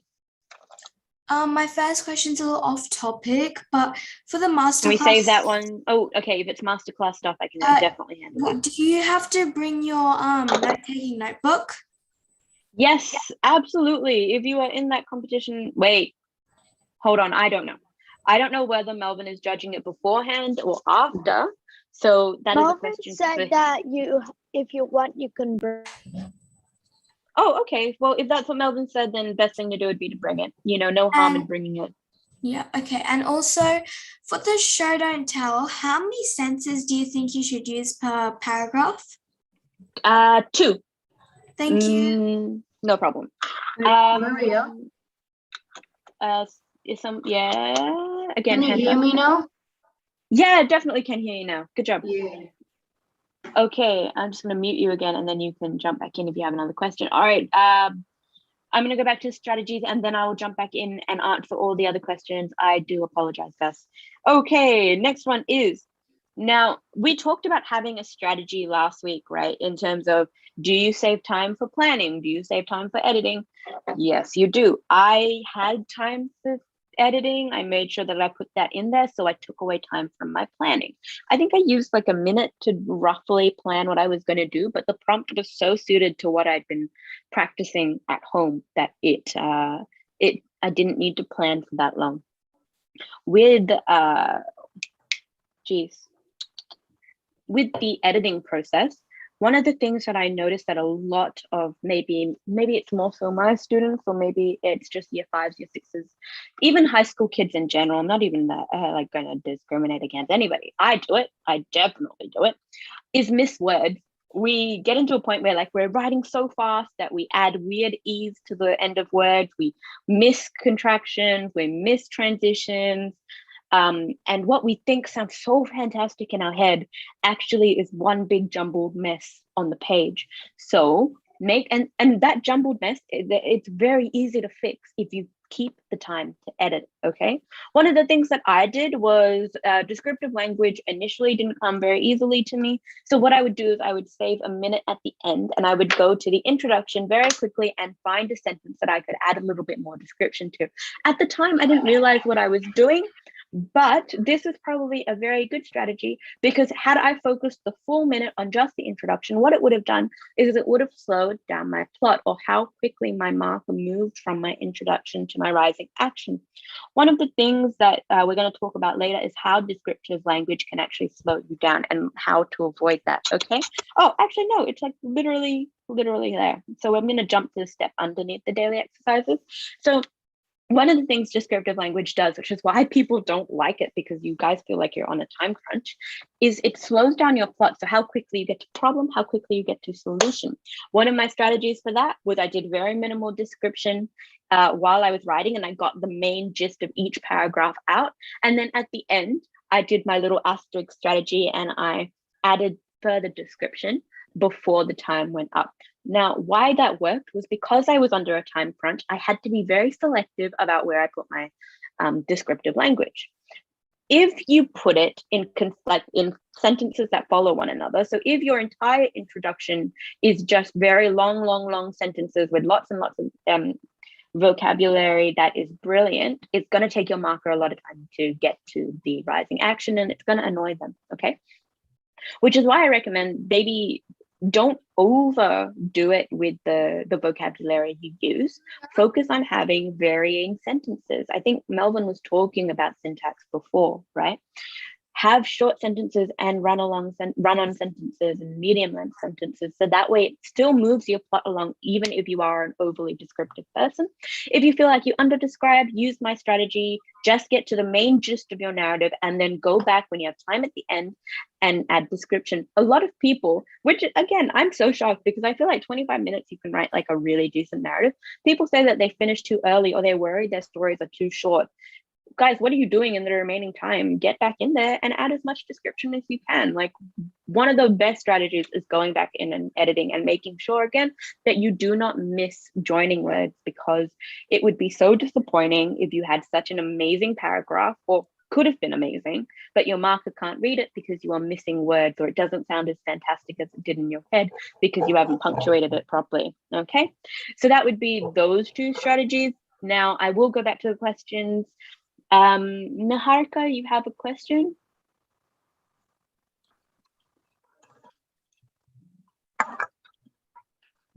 Sorry, that was by accident. That's okay. Matt, you have a question? That was by accident. That's okay. Aaron, you have a question? For like the what is it? The figurative language. Mm-hmm. Is it better to do a metaphor, simile, or personification? Like ones which will get good marks. Oh, so there's no such thing as this point. There's this figurative language is going to get me the most amount of marks. It is the variation of figurative language that you use in your writing that will get you your marks. I would probably take away marks from you if I could, if your entire narrative was just simile over and over again. That's not what we want to see. We want to see a handful of figurative language used very naturally in your writing. Does that make sense, Aaron? Yes. All right, superb. Kanchi, thank you for putting your hand up. What can I do for you? I just forgot. Can I keep my hand up and now yeah, you can. Don't worry, I will get back to you, I promise. Rehan.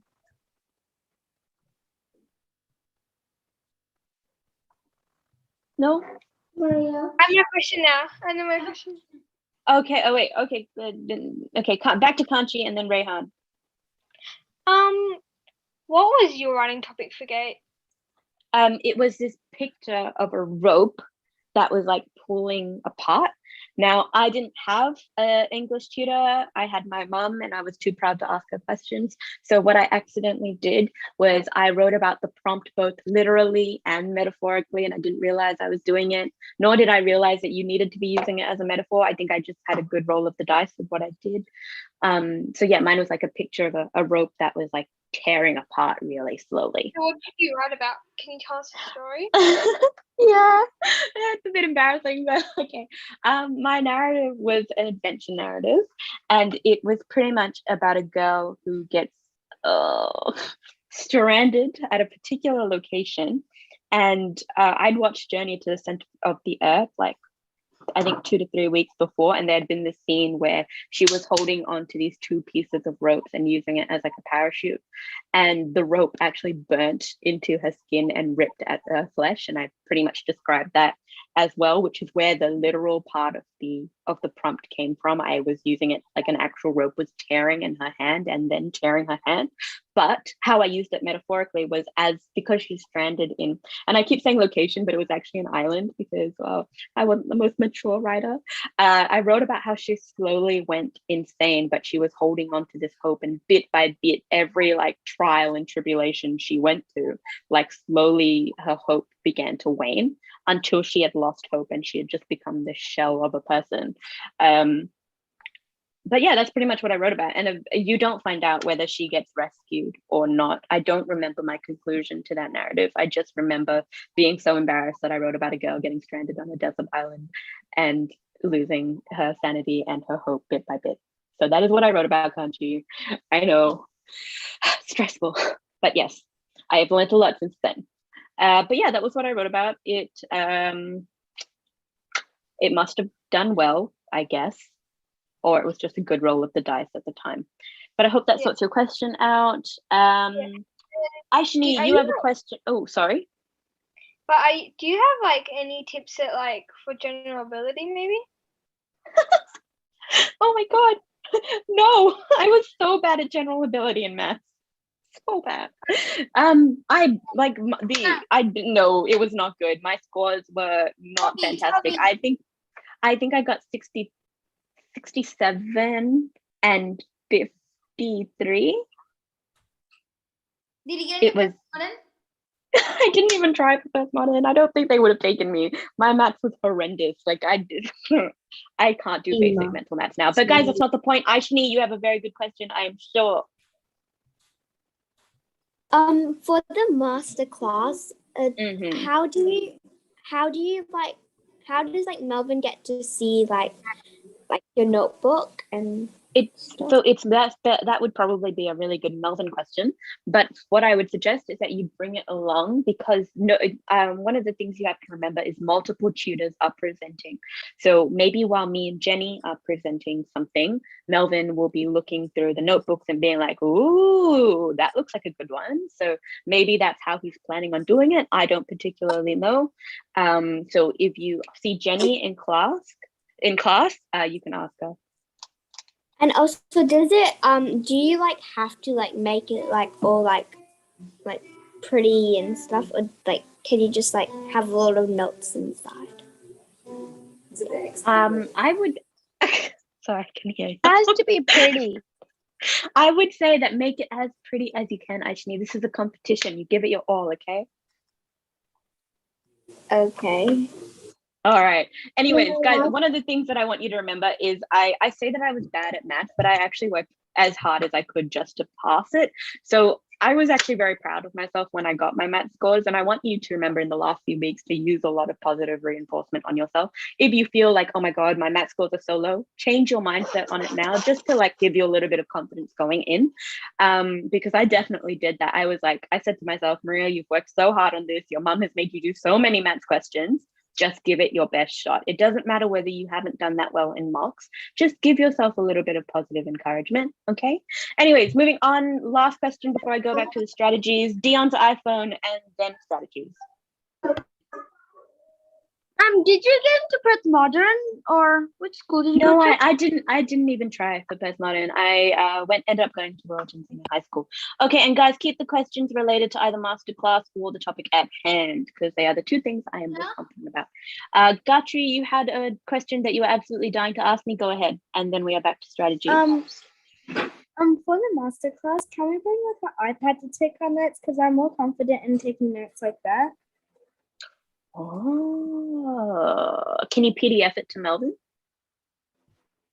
I did ask him that before, but he did say that I could email it to him, but he wasn't entirely sure about it. So okay, well, you have a little bit of time. So what you can do is wait it out a little bit. Keep writing your notes the way that is best for you, because I know what it's like to write a bunch of notes on my iPad and then someone's like, I need a physical copy. It's very difficult. So don't worry about that. Just keep writing it on your iPad, and I'm sure he will accommodate you for the competition because you have been writing notes. Okay? Okay. Thank you. Fantastic. No problem. No, guys, I promised I'd go back to the strategies. If you have a question in the chat, it must be absolutely essential, or I promise I will come back to you. Okay, now who's been doing their daily exercises? I'm kidding, I'm not going to put that pressure on you. But the best way to practice your descriptive language is to do the 2-4-6-8 strategy that I went through a while ago, where you set a timer for 2 minutes and you focus on one thing to describe. In 2 minutes, I would describe the setting. In 4 minutes, I would describe something to do with my character. In 6 minutes, I would begin working on my conflict and what elements in my conflict I could describe. And in 8 minutes, I would most likely practice using figurative language to create a certain setting that is unusual.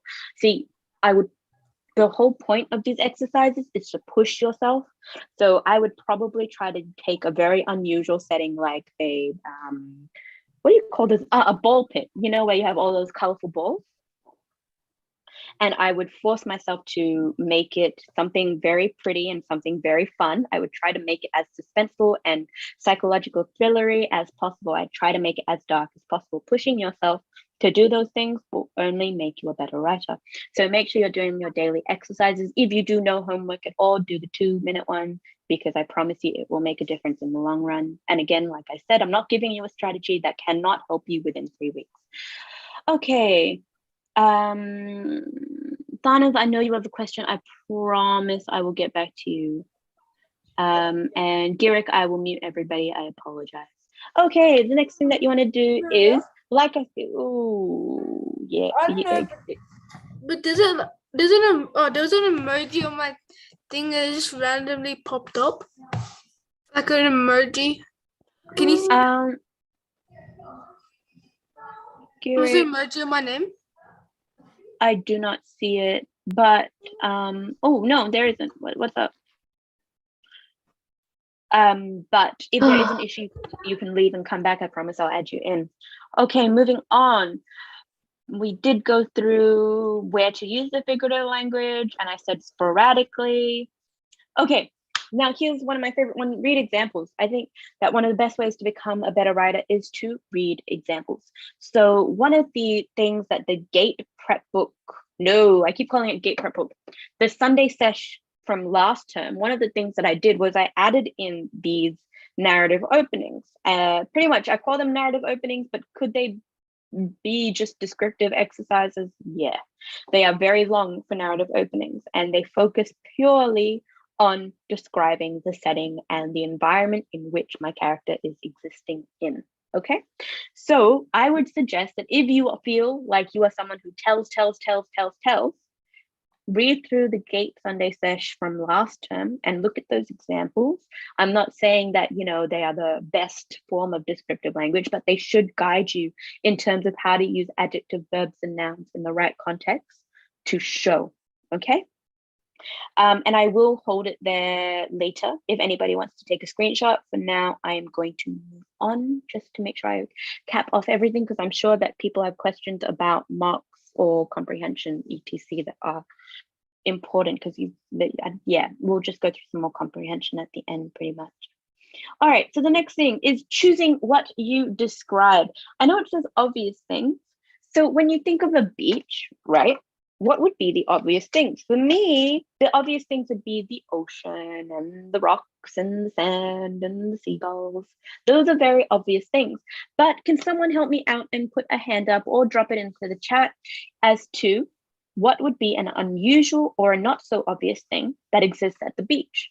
Oh, Yasana, I saw your hand shoot up. What's up? What do you think? Strange people wearing black clothes or something. Strange people, interesting. So maybe wearing clothes that aren't appropriate for the beach, like they're not in their swimmers, they're in like tuxedos. Or Yeah. are you saying like very weird? Oh, I don't know. How do I articulate that without being mean? Okay, I'll figure it out. But I do get your gist. Thank you so much. Pav, what's an unusual thing? Or sorry, not unusual. What's an obvious thing at the beach? Keep using the wrong words. What's a not so obvious thing at the beach? Like jellyfish or fish, like. Ooh, sure. But I know that they exist in the ocean. That would be like, I would go with dolphins and fish. What's something that's not so obvious? Think of something like really boring, like a bench. What Anything about a monkey? A monkey. Now that's Someone an unusual thing, but does it exist at the beach? Okay, Rishabh.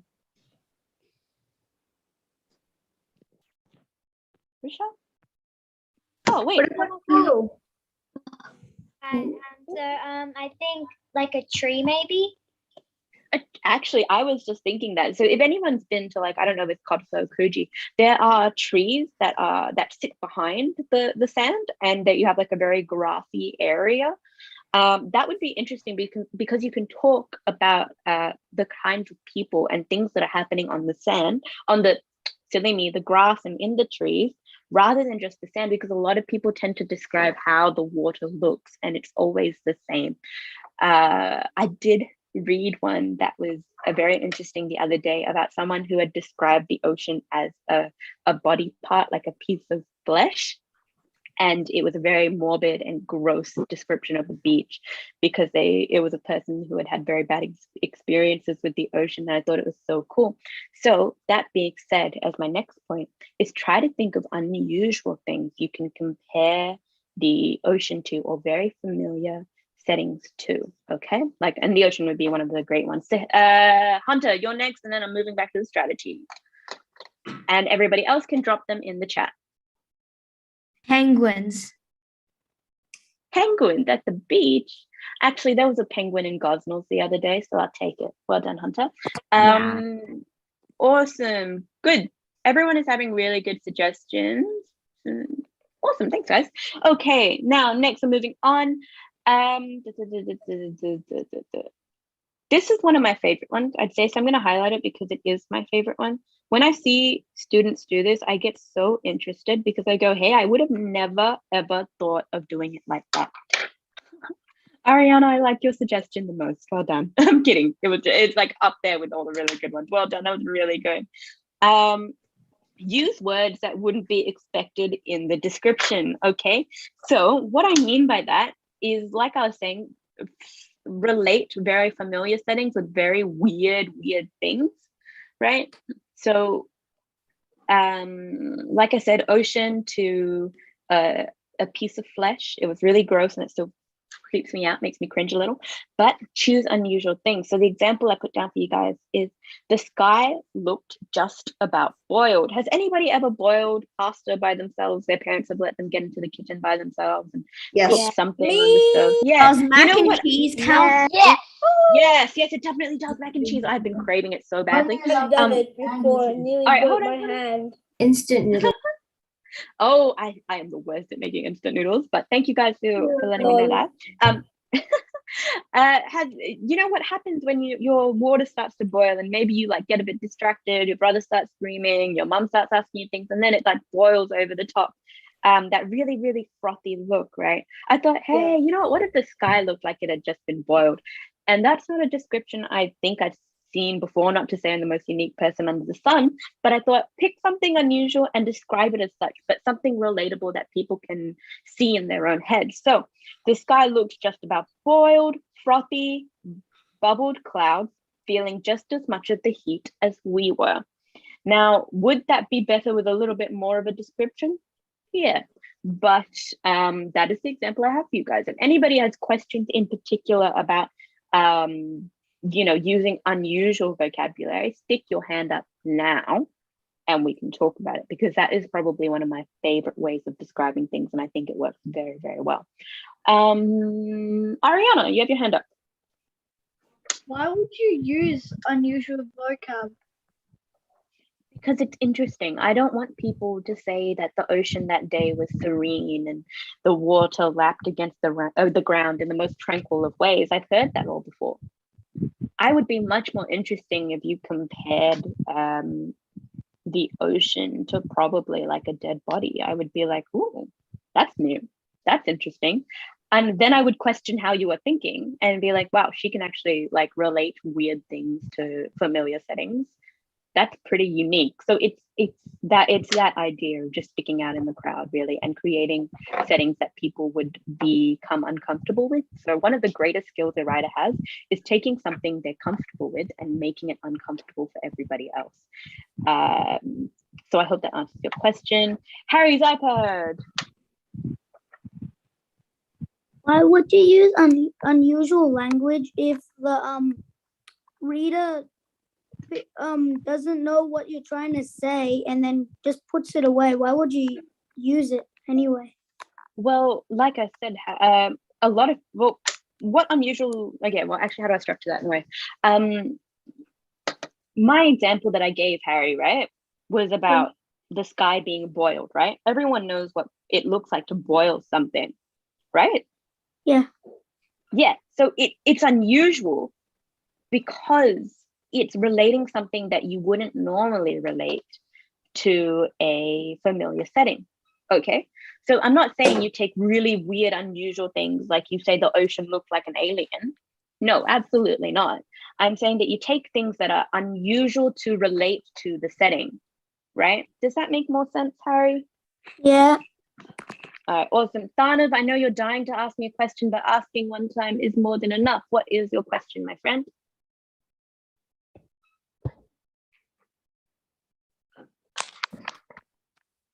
Thanav? I was muted. So this question Yeah. is You just muted yourself. Yeah, go. this question is meant to be said a while ago, like 20 minutes ago. So you said that the person marking gay, he will feel bored with facing all the description, the language, descriptive language. If you have a lot of it, yeah. Yeah, if you have a lot of it, but isn't gate marked by a machine? So wouldn't I get bored of it? Well, Thanav, how would they mark your creative writing on a machine if everybody has a different story? Like that for me, I don't think they can do that. Oh, because I thought the gate was marked by a machine. Well, I'm assuming the multi-choice is because it's standard, like there are set answers.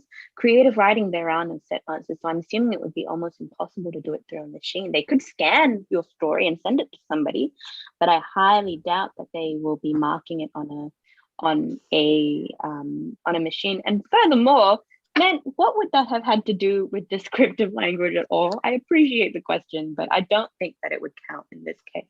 Okay, next person is, oh no, there are hands up, apologies. Okay, last one, and then I'm gonna drop in the last strategy. Hannah's iPad. There was actually a weird thing on the beach. Oh, it's a weird thing on the beach. Can you go ahead and put that in the chat then? Cats. Cats. Actually, you know what? I've seen cats on the beach in Malaysia. That is pretty unusual. So I think I would be very interested to write about that. Thank you, Hannah. That's actually a good one. Okay, galactic hybrid creature. Oh, Alan, can you ask? Is it a question about descriptive language, my friend?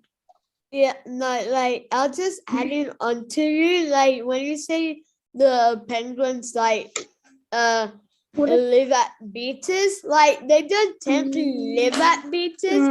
They live at hot places like Africa. Oh, penguins?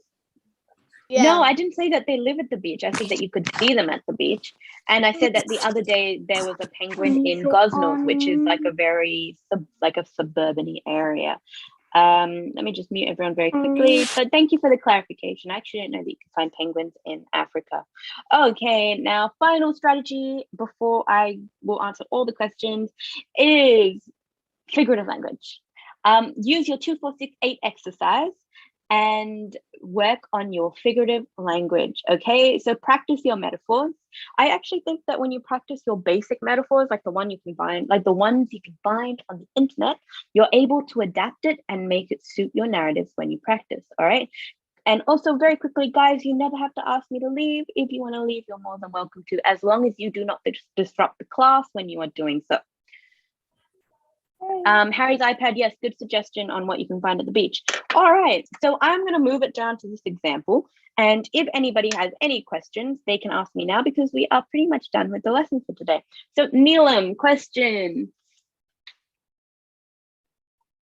My question is about the masterclass.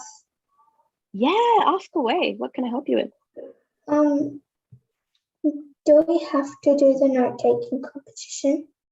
No, as stated previously, it's good to write notes, but if you don't want to participate in the competition, you don't have to. It's just an incentive to get you to, do your best when it comes to taking notes that the tutors are telling you about, So no, Neelam. And next is Dion's iPhone. You're up next. Oh, I forgot to put my hand down. Sorry. That's okay. Rayhan, you're next.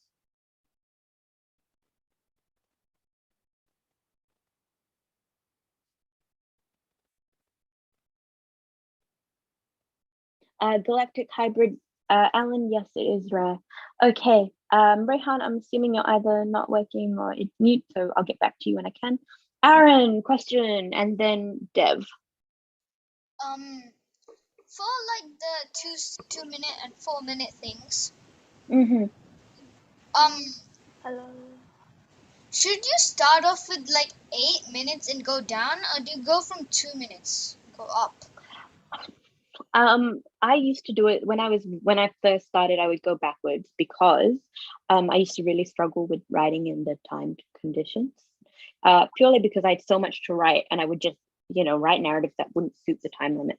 So what I would do is I'd start off with the 8 minutes, and then I'd push myself and write what I wrote in the 8 minutes in the 6 minutes, and then push myself again and try to write as much as I could from the 6 minutes and the 4 minutes, trying to rewrite the overall thing in as the time went down, just pushing myself to see what my word count was like.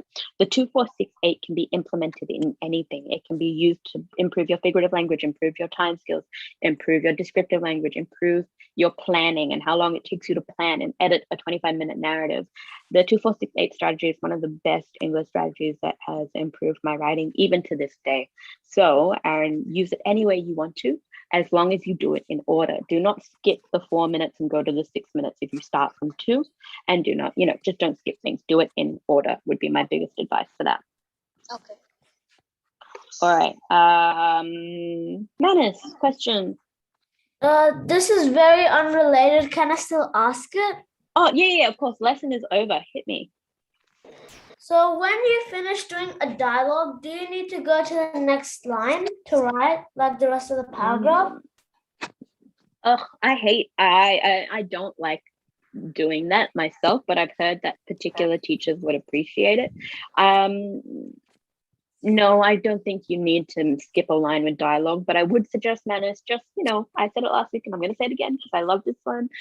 Dialogue plus action or action plus dialogue always. It increases how interesting your writing is, adds a bit of personality to your characters. Okay. So make your characters do an action, no problem. All right, Hashika, you're next. Oh wait, Dev, sorry, Dev. I don't think I asked Dev his question. So I actually have two. My first one is, let's say, would this be for, you said like doing something with something that's unsimilar? Let's say one of your family members is going to war and you're like, the chances of surviving are very foggy, white, but extremely hard to see. And also, would that make sense? Dev, I'm actually very, very poor with my auditory skills when it comes to analyzing it. Can you drop that in the chat and I'll give you some feedback on it? Aishni, you're next. And then Hashika. Sorry, I'm not good with ordering things. Aishni, what's up? Can you use Marvel or Star Wars characters? Can you use Marvel or Star Wars characters as in your description, in your descriptive language? Are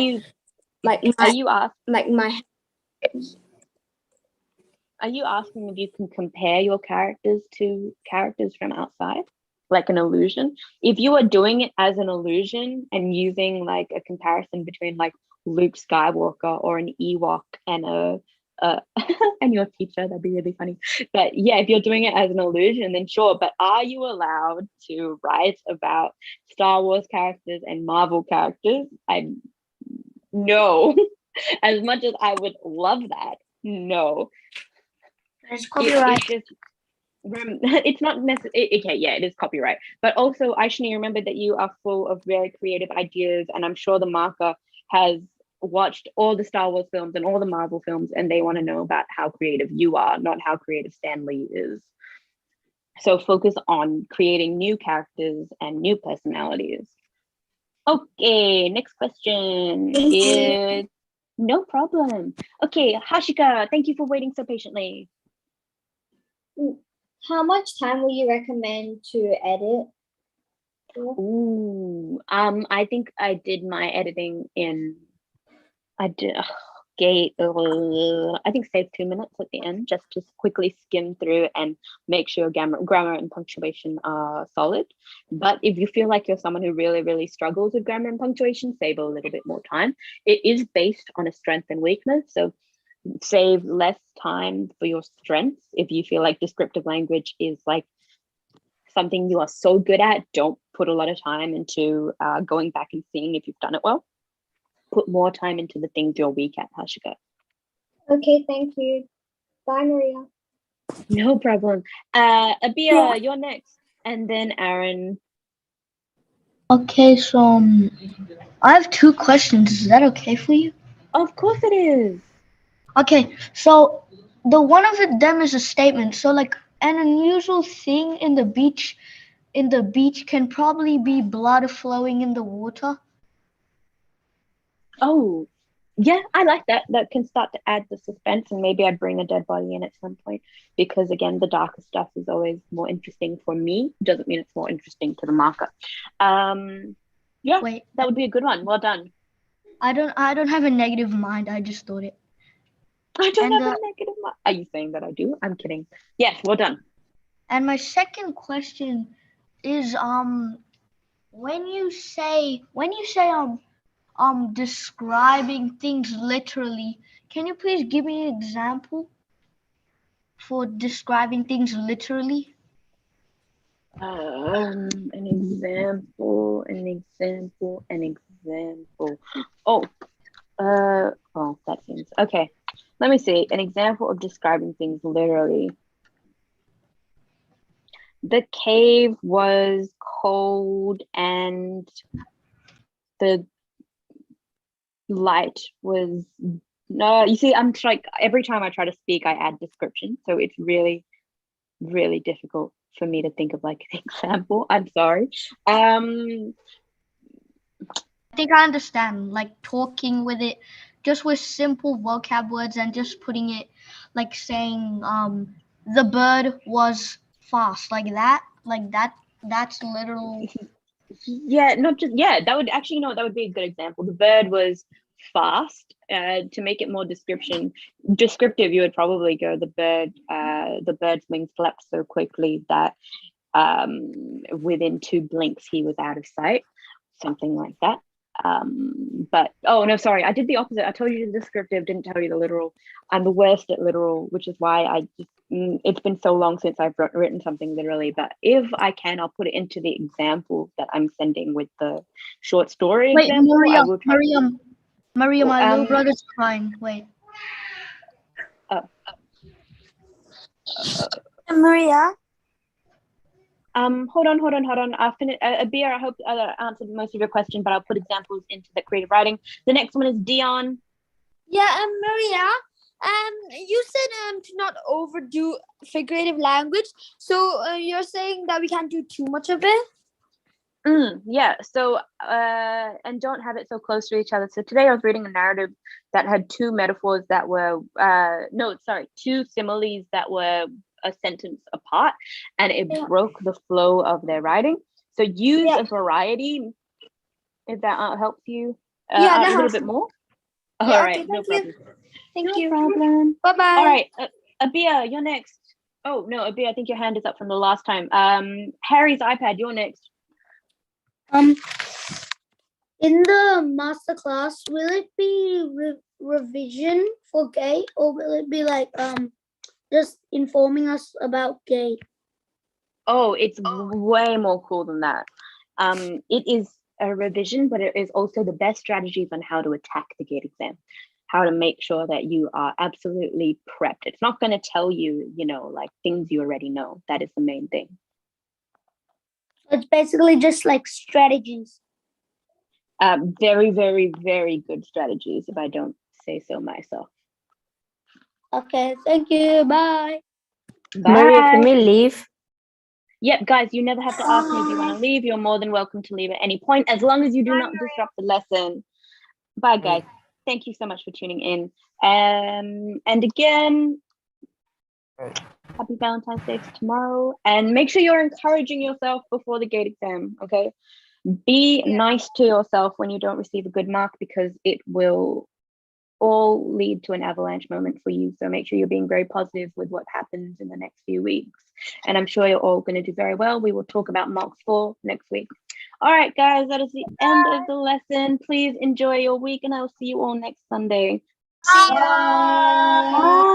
Bye, Maria.